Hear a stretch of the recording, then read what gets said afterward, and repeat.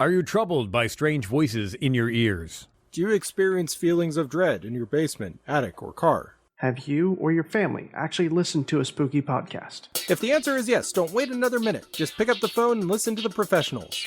Ghostbusters! Our courteous and efficient submitters are on call 24 hours a day to serve all your supernatural podcast listening needs as we count down to the latest release of the Ghostbusters series, Ghostbusters Afterlife 2021. We're ready to believe in you.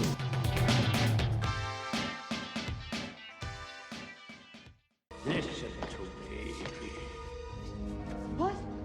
I, Vigo, the scourge of Carpathia, the sorrow of Moldavia, command you. Oh, command me, Lord. On a mountain of skulls in the castle of pain, I sat on a throne of blood. What was will be, what is will be no more. Now is the season of evil. Evil? Find me a child that I might live again. Yes, a child. A child. A child?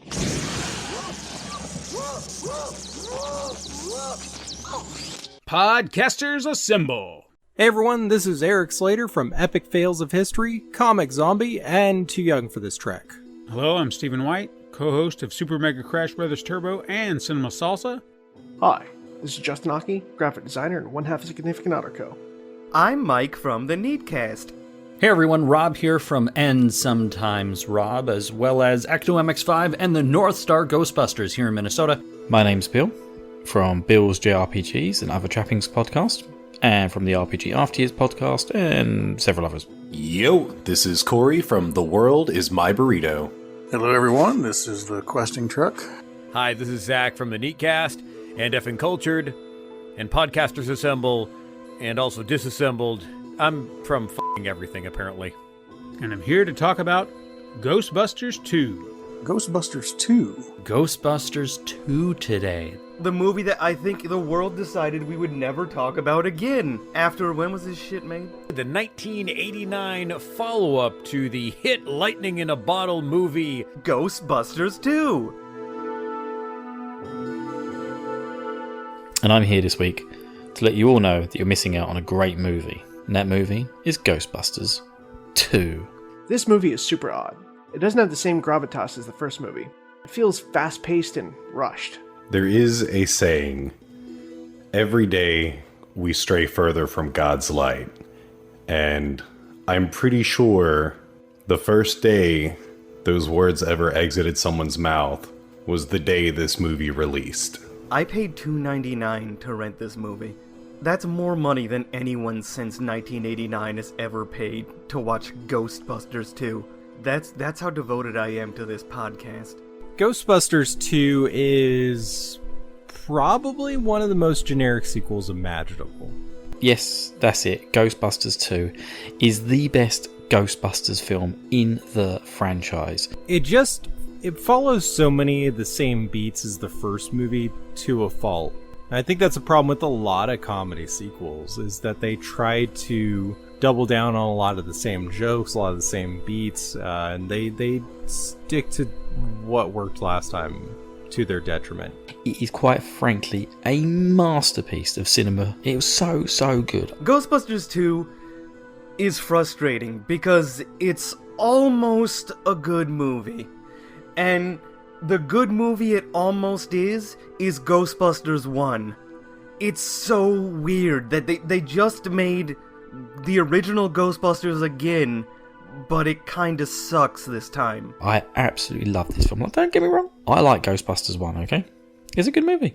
It really is, Bill Murray, he's a bit of a sleaze, but otherwise, not a bad movie. So I haven't seen Ghostbusters 2 since, childhood, teens, maybe. So it's really just, vague memories. I do very vaguely remember the Statue of Liberty, the ooze, and Vigo. When did I first see this film? as a child sometime after the first film?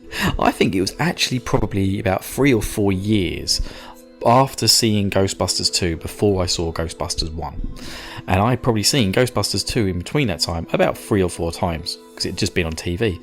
I don't know why, but they always used to play Ghostbusters 2 more than Ghostbusters 1. So I got really into Ghostbusters. This came out in 89, so the earliest I would have seen it would have been 1st or 2nd grade. Maybe it was around that time. I don't remember it. My first memory of seeing this film, I don't know. I have to assume it was something that I saw on television. I don't believe I owned a copy of Ghostbusters 2 on VHS until either high school or college. So the only way I would have seen this would have been on TV as a kid. I did not really notice much of a difference between the first film and the second film as a child. Yeah, here I am. I'm a big Ghostbusters fan, and I haven't seen the first one yet. And then when I watch it, it's just like, yeah, it's more of the same, you know.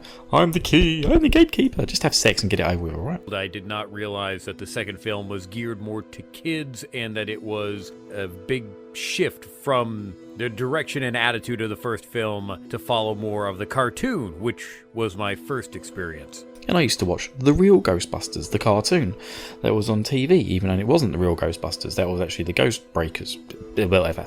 But, you know. I know I was certainly a fan of the cartoon. We didn't have many of the toys, but I had friends who had them, and I was jealous of them.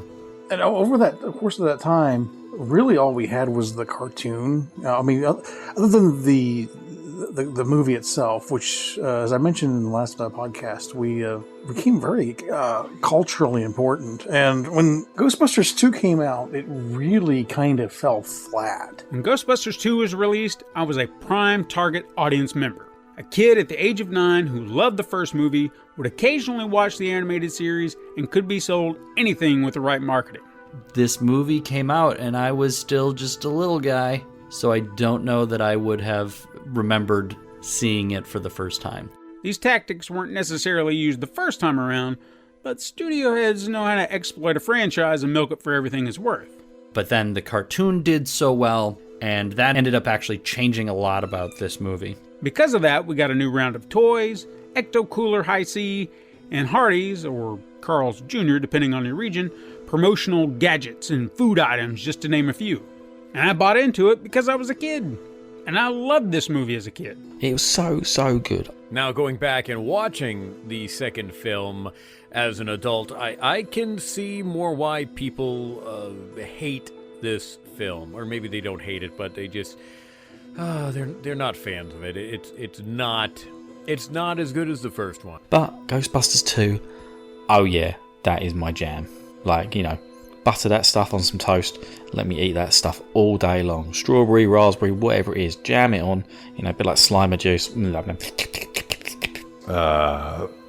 I watched this tonight, and I am genuinely mad. And I know that there's, like, a dark irony to that, since the whole movie is about people being mad, but like, this movie makes me mad. It was so good. This movie is terrible. This is an interesting one because really the creators didn't want it to happen. You know, I think Dan Aykroyd was certainly all for it because that feels like a Dan Aykroyd thing, but I believe Bill Murray wasn't. I'm not sure if Ivan Reitman was. But the first film is so very sort of self-contained. It's exactly what it is. It's not intended to be there and set up a sequel.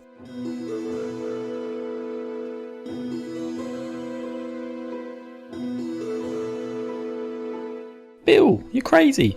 Why do you love Ghostbusters 2 so much? Well, hear me out, people. Sit back. Let me take you back to the 90s. Stick your nostalgia goggles on. And let's talk Ghostbusters. And let's talk about a child who was watching Ghostbusters and happened to watch the second one first, so liked it a bit more than the first one. There's still a lot of great moments in this one, but I don't think it does enough to really push the envelope with this concept, like I mentioned on the last episode. In some ways, it's too safe. But, you know, Ghostbusters 2, oh yes, my god, this film scared the living bejesus out of Child Bill. I think the parts where they really play up the horror elements are some of the best moments of the movie. That's right. This is probably the scariest film on Earth. But unfortunately, they also lean way too heavily into the comedy aspects of things, to a point where it feels like the stakes don't matter. It's almost slapstick. And the movie ultimately feels a little disjointed tonally, bouncing back and forth between those two aspects. Now, while I'm not really a huge fan of Ghostbusters 1, it's one of those things where it's like I kind of didn't feel like I could be let down. This movie does an amazing job, I think, in the first, 20 minutes or so. Basically, like, every complaint I have about the first film and character interactions, this movie just dives right into repairing that. I remember as a kid, especially, I didn't really much care for it. I was 11 years old, I think, when that came out. But as I got older, my love for the film diminished a little as I began to see its flaws. That said, it does have some strengths and shouldn't be completely dismissed. Man, why were like Eric and other people talking shit about this movie? It's like already, in my opinion, better than the first one. I mean, the leads are still good. I mean, Bill Murray is phoning it in, but that's his charm. That's what he does. He phones it in better than anyone else in Hollywood. I, for one, still enjoyed the film, and I know a lot of people were saying how Bill Murray phoned it in.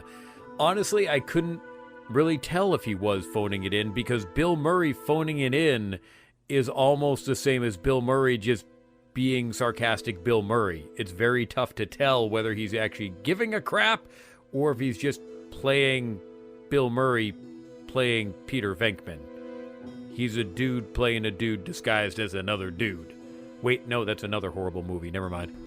And then it hits a point, and I think it was during the montage with the bad rap.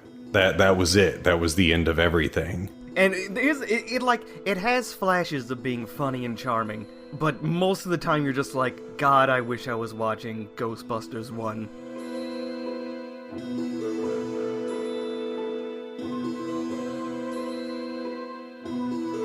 Let's get to the review. I only got 15 minutes, baby. Hey, it's Ghostbusters 2, the one with the ghost semen.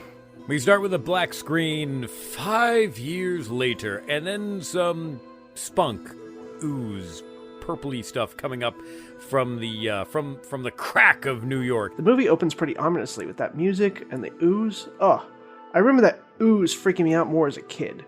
And then it touched the stroller and Dana's kid Oscar. Side note, who names your kid Oscar? Do you want your kid to live in a trash can? So the movie opens with child endangerment. Sigourney Weaver is pushing her baby down the street. Now, let's talk Sigourney Weaver, shall we? Whoo-wee. And the carriage goes over some goop. And then the evil goop tries to steer her baby into traffic, but seems to also be swerving to avoid cars, so I don't know if the evil goop actually wants to kill the baby. I think it just wants to freak people out by throwing a baby at them. The carriage right now is a better driver than anyone in New York. Later on in the film, I'm going to bring up this whole scene because it perplexes me as an adult. Not right now. We'll get to it when we get to it. And I really love this. Like, it is a lot of fun to see this very realistic, realistic, like, pivoting and jerking around in traffic, and they're not using, like, CGI. You know, I'm assuming they're just using strings or something. I kind of really want to know how they did this, because this alone, I think, was the single best effect in this entire film. I'd like to see the remote control for the stroller, though. That's some fun behind-the-scenes stuff. I wonder how they actually did it.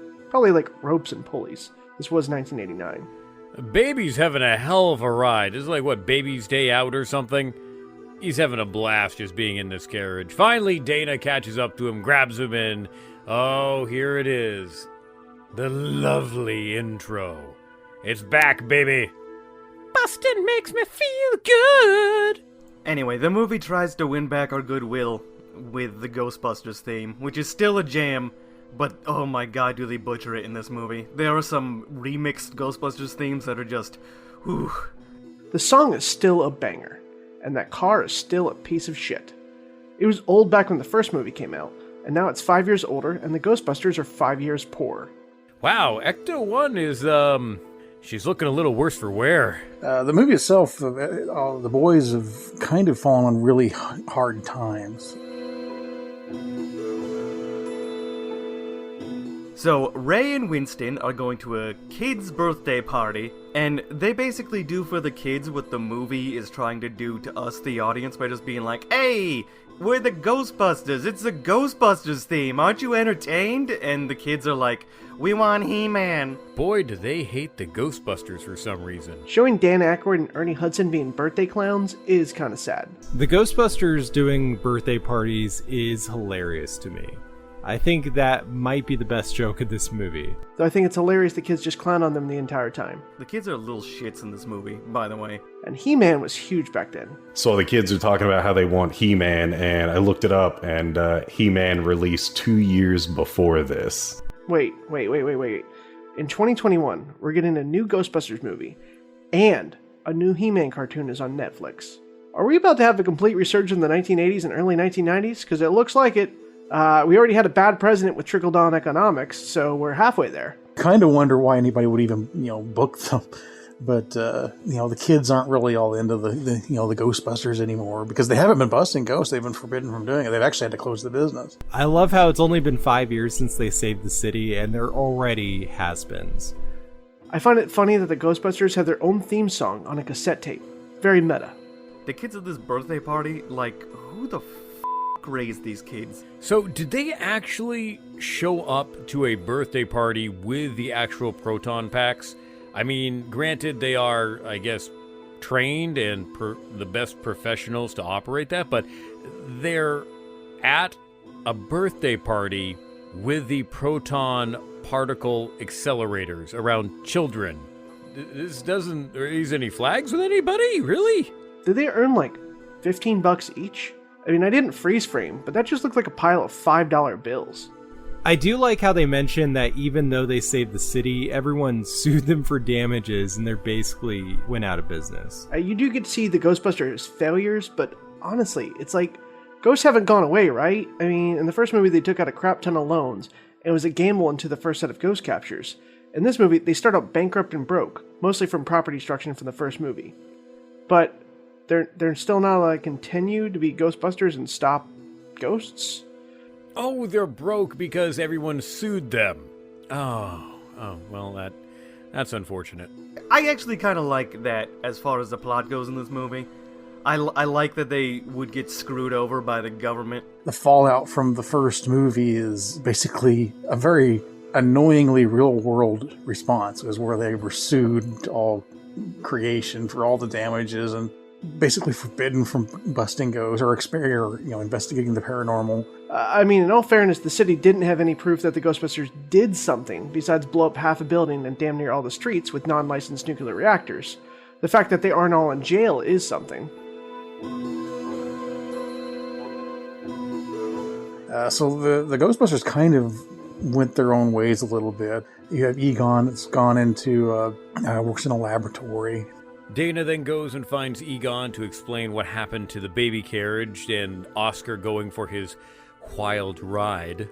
At least Egon got a new job back, but he's definitely someone with no qualms in science. I wouldn't trust that guy around, I don't know, smallpox or Ebola, just testing this thing out. Also, there's an episode of Community with the same scheme, having people wait and wait and wait on a person for testing, but the test is the waiting. Great episode. And this is the best scene in the movie. The movie doesn't get better than this scene, where Egon has tricked two people who are in couples counseling into waiting in a lobby where he's slowly raising the temperature over time, and he's just monitoring how pissed off they are at each other. But Egon is such, a heartless dork, and I love him. I mean, is he just wondering if the physical environment will change by itself based upon the human emotion? Would it count if the husband threw the chair through the wall? Sigourney Weaver's like, has Vake been asked about me? And he's like, no. And then he very discreetly scans her for negative energy after he... that was good. That was a good gag. All right, we're doing a bunch of expo dumps, catching everybody up on where we've been over the past 5 years. Isn't Egon basically testing the Monsters Incorporated theory about, the screams and the happiness? Even later in the movie, the tubes kind of look the same. Introduce a puppy. Yeah, that's a good idea. That should calm everyone down. I like how he's going to take away the puppy. Catching up with the Ghostbusters is actually the best part of this movie because it's the most... It feels the most like a new movie at the beginning. When the Ghostbusters are like moving on with their lives and they aren't just jumping through the same hoops they already jumped through in the first movie. I'm really surprised with how the rest of this script goes that they aren't all working back at the college again. Because it really seems like this movie would have done that. Because every other plot point is just regurgitated. This film toes a line, being written as a legitimate follow-up to the original film and as a live-action version of the animated series that it was based on, most likely due to the cartoon's popularity.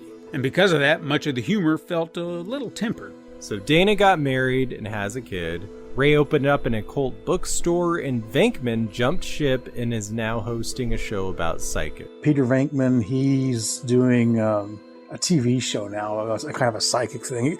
Even in the first movie, he was kind of like, before he was a Ghostbuster, he was trying to do this psychic thing, which I don't know. I don't think he's really well qualified for it. But hey, there he is. That's what he's doing. Hey, folks, we survived the 2016 prediction, End of the World prediction. So, congrats. Pat yourself on the back. Oh, look, there's Peter, hosting a TV show, World of Psychic. Oh, good, he's back to that thing. At least he's not trying to sleep with co-eds. Does that show character development? So, whereas in the first film, I felt like Bill Murray kind of came off as, lazy, indifferent, just like inexorably dull. In this movie, he comes off as a guy who, he's done with the job and he has accepted that the job is over and now he's being dragged back into it. So I feel like that same type of, unwillingness to push forward is sort of merited and it fits the character this time. The content of psychics and alien encounters predicting the end of the world actually goes along with Venkman's whole shtick as a character, even though he looks completely unbelieving of it. I thought the world of the psychic was a fun bit for Venkman. The person saying the world is going to end February 14th, 2016 is kind of true, because Anthony Scalia died, setting up that Supreme Court justice fight. Zika was big that year, and also Kanye dropped Life of Pablo that same day. Yes, the world ended that day, people. Pack it up. Doesn't get worse than all of that. They think you're a fraud. I am a fraud, he says. We're also introduced to the mayor and his twerpy little helper. Ooh, I hate that guy. Oh, hey, look, that guy is the mayor's assistant, the guy who's in all the things and stuff. He's a replacement for good old Dickless from the first movie. That's right. Kurt Fuller, that's his name. I knew it would come to me after I researched Google and Wiki. Haha, it's dumb. Then the movie continues being a new movie, and introducing us to what the characters have done and showing character growth that will soon disappear. Despite what they were working with, everyone is great. Bill Murray as Venkman is always dependable for a laugh, when he wants to be, of course. Dan Aykroyd as Ray seems to lean a little bit more into his childlike mannerisms more than he did in the first one.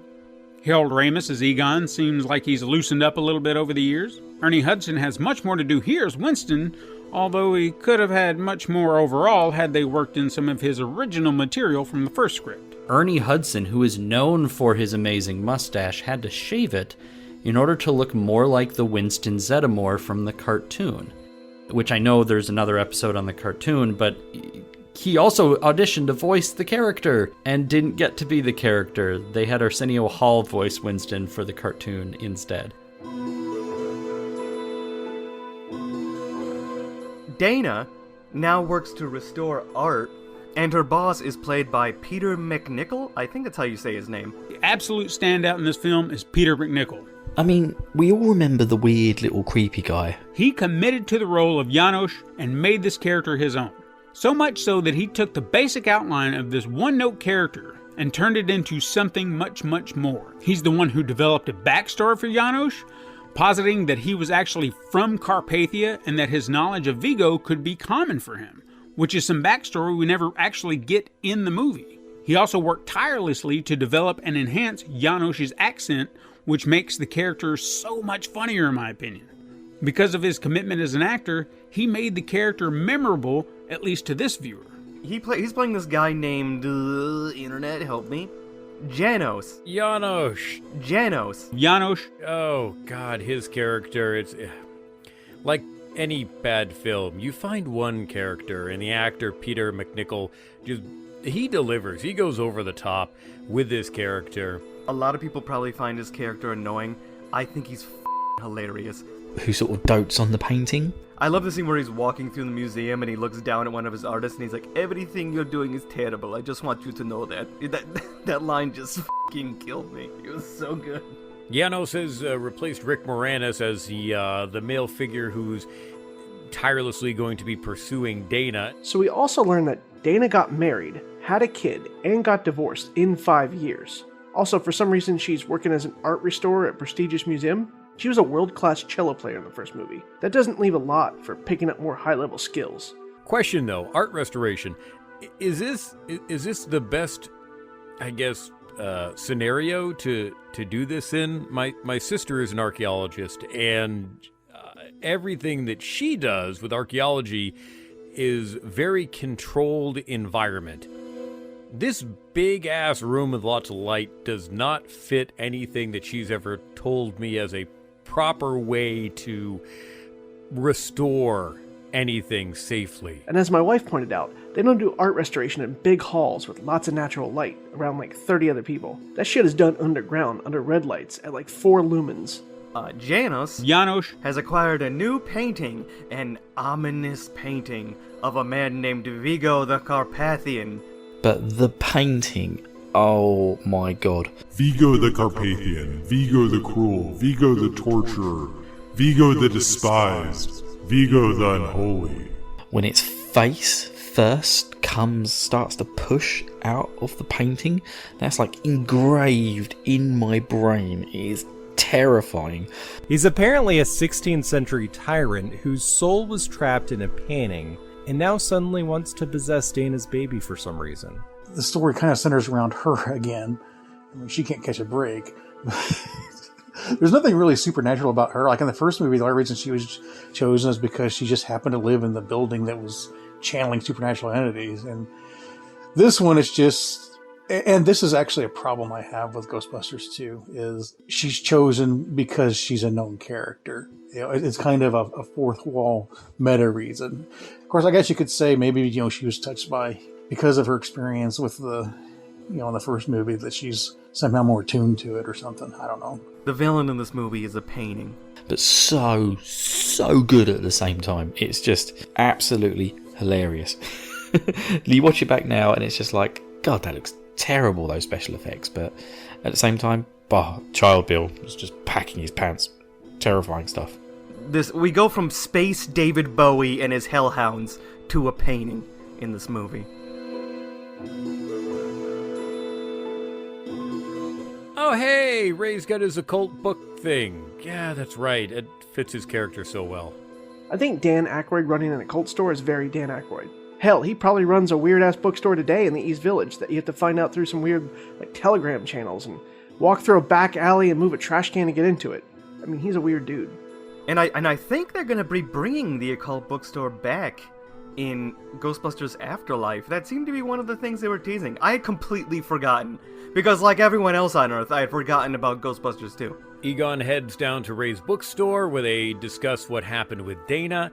Peter then shows up, and they accidentally let slip that they are going to go see her to find out what happened, which she specifically said, "Don't tell Peter." Come on, guys, you had one job. Anyway, the whole gang gets back together in this scene, and it's delightful, actually. But then they go to Dana's apartment, because Dana wants them to look at her baby, because she's afraid that it's got ghosts in its butt or something. One of the best scenes in Ghostbusters is measuring the baby and recording the readings. The baby is super cute. If I was Sigourney Weaver, I'd be like, get away from her, you bitch. Oh no, wait, that's a different film. Sorry. I'm not a kid guy, but I mean, the kid is cute. Played by twins. They were born in 1988, so they are old now.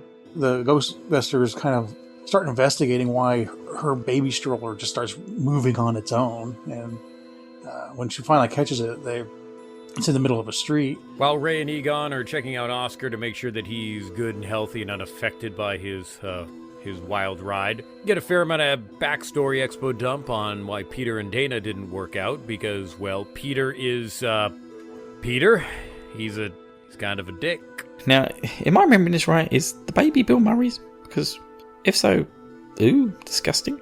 And they broke up because they want to do the same romance plotline again, almost beat for beat. It's just the same thing. This is the start of this movie becoming just the first movie again. Every single scene you can go like, oh, I remember when they did that in the first movie, but better. This scene does have a great line though, which is Egon, when Ray asks him, didn't you ever own any toys? Not even a Slinky? And Egon's like, I had part of a Slinky. I straightened it. We find out that Dana and Venkman did date, but that was all his fault they broke up, for very Bill Murray reasons. He phoned in a lot of this movie, but his interactions with the baby were great, and then Sigourney. But yeah, anytime he's with the Ghostbusters, it's kind of a waste. He does have another set of good lines, mostly about the baby being named after a hot dog, and him shaking the baby's hand. Dana's baby was with another guy who left, and I guess that's alright? It's so sad, really, that Sigourney Weaver is known so much for being such a badass. In this movie, she is just a damsel in distress the entire fucking movie. I mean, all she does is call for help in this movie. At least she got to be possessed and sexy in the first one. In this one, she's just like, help, Ghostbusters! Venkman, I don't like you, but I do, actually. Egon, Ray, and Peter make their way down to the street where Dana walks them through where the stroller came to a stop. They're able to detect that something is happening underneath the pavement. So they dress up as street workers and begin cutting through the pavement. The team breaking into the street is fun, because this is still very old New York, before the Disneyfication. When they break in the fake accents, that's just great. So they just start digging in the middle of New York City with a jackhammer, just breaking through the pavement, and a cop stops them, and they get out of it by talking like New Yorkers. Is this... I don't know. I've been to New York City a few times for Comic-Con. People are generally dicks. Everything smells like urine. Mike, you're on this podcast Assembles episode. Fill us in on New York. Is this accurate? I'm from New York, and I can tell you that would work. Awesome, buddy. Thank you. I knew I could count on you. No one wants to talk to a New Yorker. As soon as you start talking like a New Yorker, I'm out of there.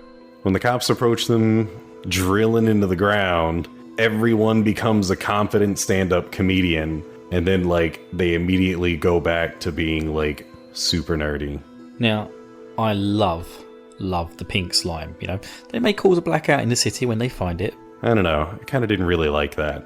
The Ghostbusters kind of investigate it. They get underground, and basically they find this big river of slime. And this is kind of another critique I have of this movie, is I really do not like the slime angle. I just love it. It's like musical slime that you can activate. It's such a cool idea. Whoever came up with that, absolute genius. The beach pneumatic transit system was real, and as ornate as depicted, but in real life it was only 300 feet long, not too big for a subway system. Funny enough, you had to enter through a department store to get to the first landing. This scene is briefly interrupted by a moment where we finally see Vigo in his full evil glory. He appears as this spooky face in the painting. On a mountain of skulls in the castle of pain, I sat on a throne of blood. What was will be, what is will be no more. Now is the season of evil. Oh, Vigo's got quite an entrance and a name and a title. Why is his painting changing? Vigo the Carpathian is a terrifying villain. Does he have control over does he just hide in the painting for a while until he wants to show himself? What? I don't know why. When I saw this movie as a kid, I thought Vigo was terrifying. But the painting, oh my god, is terrifying. I ran to Ghostbusters 1 all the time, but not 2, not because I thought 2 sucked, but because I thought it was the scary one.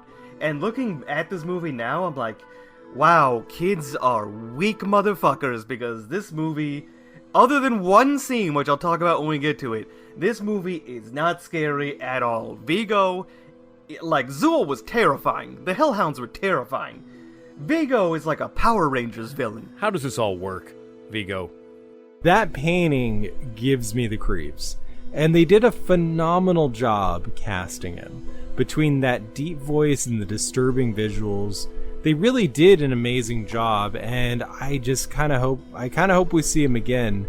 It's just too bad that the movie around him, it kind of sucks. In regards to the villain, Vigo seems like he could have been a much larger threat than he was, but he was also very confined by what he was able to accomplish. Say if someone were to shoot Janos in the head. I mean, it was New York after all. His plan would have been, well, shot, at least for some time. Interesting premise, just not enough zing. So Vigo's actually played by Wilhelm von Homburg, but he's voiced by Max von Sydow. Vigo actor Wilhelm von Homburg, that's a mouthful, actually had his dialogue dubbed over by classic actor Max von Sydow. Something that he was not aware was going to happen. Wilhelm did not know about this, so when he was sitting at the premiere of this film, he left in anger because that is the moment he found out. Now, apparently, he did have some type of a speech impediment due to, damage to his lips from an accident or something. So when he saw it in theaters during the premiere, he was pretty pissed when he left. And although Vigo is a made-up character, he does kind of remind me of a mix between Vlad the Impaler and Ivan the Terrible. For more on that, check out my podcast, Epic Fails of History. So Vigo tells Janos that he's looking for a child so he can live again. Why a child? Peter McNichol, his performance is so manic in this movie. He is giving Ghostbusters 2 his all. God bless him. I don't necessarily like Dr. Janos as a character, but I really think he plays this role to perfection. Like, he is the single best actor in this film. Side note, the whole Janos storyline is crazy weird. They're going for the whole, perfect strangers knockoff character, vaguely Eastern European but cultured, maybe someone who worshipped that the god is Vigo. I don't know, none of it really makes sense. I mean, later on, Janos gets power to be a ghost nanny and can fly. Again, this movie is a train wreck of half-written ideas. And did he actually mean baby, Oscar level of infant, or did he mean a child an 8-year-old? Why not just take a young, healthy adult? And then if the river of ooze that is connected to Vigo took control of the stroller, why the hell would the stroller put the baby in harm's way if Vigo wanted the baby at the beginning? This makes no sense. Who wrote this? Why? I'm starting to see why people hate this movie. So they lower Ray down into the sewers, where he finds a river of ominous ooze. He takes a sample of it. Oh yeah, of course Ray gets a sample. Why not? Yeah, that seems smart. That's great. Some tentacles reach up and grab him. The slime reaching up really creeped me out as a kid. Oh no, it's reaching up. Now that's creepy. No, don't touch me. This reminds me of the Blob. Don't do it. And he's yelling for them to pull him up. Which they do, but now the cops have come back and are planning on arresting them. And they do all get arrested. But not before Ray kicks some kind of thing underground and turns off all the power in New York City. Congrats on hitting the single tube that powers the entirety of New York City. Wait, one pipe took out all of New York's power? Is that a thing? How bad is the electrical in New York City? All of New York's power going out from one pipe being broken? Seems fitting. Spoilers, when they get sentenced in a couple scenes, 8 months or 16 months in jail or something and a fine, they got off easy. Man, Janos immediately went to try and go grab baby. Immediately. He was on a mission. I mean, kudos to him for being Vigo's right-hand man. He does whatever the big boy says. In the next scene, Janos pays Dana a visit, and it's a creepy red lighting because of the power outage, which is never spoken of again, and I guess is fixed in an incredibly timely manner. That's an unrealistic portrayal of New York. The whole point of this scene is just to show how creepy Janos is now. He has flashlights for eyes. He's just a fucking weirdo. The whole scene in the sewers was actually pretty good. The sequence in the courthouse that happens afterwards, though, is pretty terrible. The courtroom scene was great. They have a hanging judge, played by that guy. You know, you've seen him in so many things. Hell, I think he was in Star Trek at some point, too. Oh, hey, the Ghostbusters are on trial again. And the judge starts by stating he does not believe in ghosts or paranormal spirits, activity, or anything. I know it's been 5 years, but it's only been 5 years. Why does no one remember what happened? How in the hell does no one seem to remember that ghosts clearly exist in this universe? Like, the whole city was overrun in the first movie. It was only 5 years. It would have been nice if they had at least explained this away with a plot point about how maybe there was some paranormal reason why people forgot about the whole incident. In fact, that could be a very clever plot twist in the new movie. And if they really wanted to incorporate the 2016 movie into the canon, they could use that same excuse that just no one remembered the Ghostbusters and they ended up recreating them without realizing it. Part of the evidence is this jar of slime. Complete genius. I love it. Of course, they got all their Ghostbusting equipment out there, and like I said, they're not supposed to be, being Ghostbusters, so they're in trouble for a lot of stuff. And this judge just is like one of these, hanging judges. He's just shouting and banging his gavel and everything. I'm surprised they go to the trial the next day, though. Explains why they're using a tax accountant as their lawyer. Hey, Rick Moranis is back as Louis Tully, their lawyer. Louis, the little twerp played by Rick Moranis, who is still really twerping it up in this movie. Oh, they're so screwed. Rick Moranis may be playing a goofier version of Louis Tully, but he does it in the best possible way. I swear the man is a treasure, and I wish he would return to acting. I'm already cringing at this court scene, and it hasn't even started. I don't even remember what happens, but I hate this. This is so slow. This is so dumb. Why is this scene here? Oh, hey, Winston's in court as well. I forget if he does more in this movie. I think his character just kind of gets the shaft because he always feels like he's on the team, but he's not on the team, because you always have Ray, Egon, and Peter doing everything, and Winston is just there sometimes. So they do a shot of the audience in the courtroom, and one of the guys looks an awful lot like Jaws from the Bond franchise. And the court scene works pretty well. Not every scene in this movie is a disaster. Actually, I would say this movie is never a disaster. It's just dull in comparison to the first one. But long story short, the judge is an asshole and he gives them some kind of sentence without even really... He sentences them without even really considering their case because he doesn't believe in ghosts and he don't like no dang old Ghostbusters. Oh good, we brought some of the ooze into the courtroom that nobody has identified. This seems like a good idea. But then, as he's shouting out their sentence... And the slime is actually reacting to this.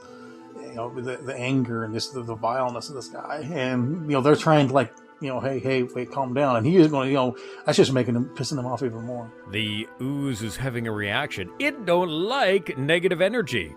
Or maybe it does like negative energy. It's Scolari Brothers getting all sorts of aroused and bubbly.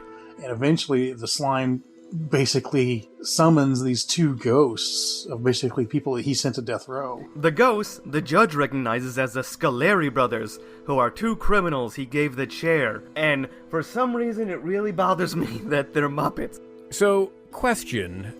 What determines which ghosts look like ghosty puppets and the other ones just look like human? When you die, do you become a Muppet? At what stage in becoming a ghost do you just get to be Muppetized? We see other ghosts that are just people. Why are they goofy Muppets? Why is Slimer a Muppet? When does Jim Henson shove his hand wholly up your ass in the afterlife? When does that happen? Is that an option? I don't know if I want that option. Egon confidently says the packs aren't out of charge because the reactor is loaded with radioactive material with a half-life of 5,000 years. Based on that, it's between Cesium-246, Carbon-14, or Plutonium-240. I lean towards Carbon-14 because the ease of getting the material.